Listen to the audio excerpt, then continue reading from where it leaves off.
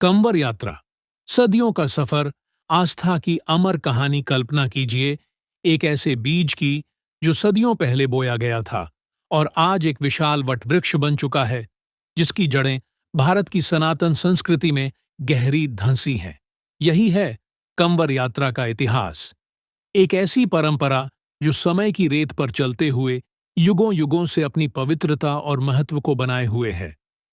यह केवल एक धार्मिक अनुष्ठान नहीं, बल्कि आस्था, भक्ति और प्रकृति के साथ मनुष्य के गहरे जुड़ाव का एक कालातीत आख्यान है।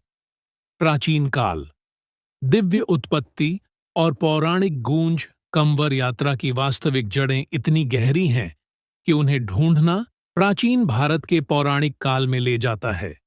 यह कोई अचानक शुरू हुई प्रथा नहीं, बल्कि देवताओं और अर्षियों की तपस्या से जुड़ी एक पवित्र विरासत है। समुद्र मंथन और शिव का हलाहल पान। सबसे प्रचलित और हृदयस्पर्शी कथा समुद्र मंथन से जुड़ी है।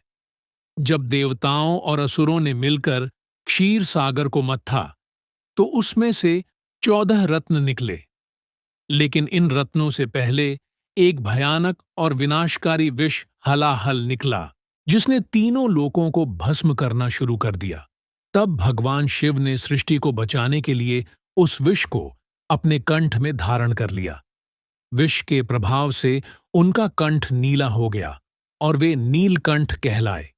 कहा जाता है कि इस विष के प्रभाव को शांत करने और भगवान शिव को शीतलता प्रदान करने के लिए उनके परम भक्त रावण ने सबसे पहले गंगा का पवित्र जल लाकर शिवलिंग पर अर्पित किया था। यह माना जाता है कि यहीं से कंवर यात्रा की शुरुआत हुई। यह सिर्फ शिव की पूजा नहीं थी, बल्कि सृष्टि के रक्षक के प्रति कृतज्ञता और प्रेम का प्रदर्शन था। परशुराम और हस्तिनापुर का जुड़ाव। एक अन्य कथा भगवान परशुराम से संबंधित है। माना जाता है कि उन्होंने भी गंगा जल से शिव का अभिषेक किया था।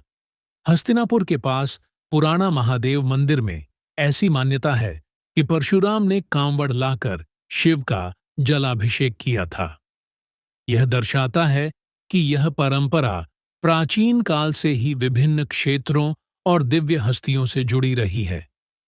ये पौराणिक कथाएं कंवर यात्रा को केवल एक यात्रा से बढ़कर ईश्वरीय कृपा, त्याग और भक्ति के एक शाश्वत प्रतीक के रूप में स्थापित करती है। यह अतीत की वह गूंज है जो आज भी लाखों कंवरियों के कदमों में सुनाई देती है। मध्यकालीन भक्ति आंदोलन। जन जन तक पहुंची श्रद्धा की धारा। जैसे जैसे सदियां बीतीं, कंवर यात्रा ने एक नया स्वरूप लिया। मध्यकाल में जब भक्ति आंदोलन अपने चरम पर था, संतों और भक्तों ने ईश्वर तक पहुंचने के लिए सरल और सुलभ मार्गों पर जोर दिया। इसी दौरान कंवर यात्रा भी आम जनता के बीच लोकप्रिय होने लगी।